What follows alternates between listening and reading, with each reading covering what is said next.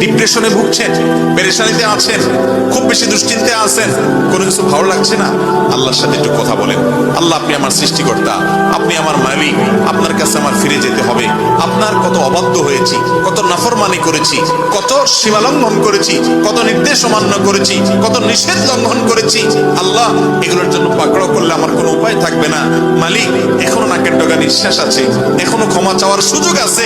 আপনি ক্ষমা চাইলে ক্ষমা করে দেন। আমি তওবা করছি, আর কখনো নির্লজ্জ কাজ করব না, আপনার নাফরমানি করব না।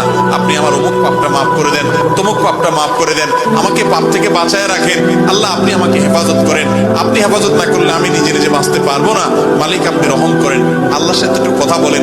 আল্লাহর কসম, সালহাতুস সঙ্গে বুদি দিল খারাস, আজমুদে এক জামানা খাকে বাস।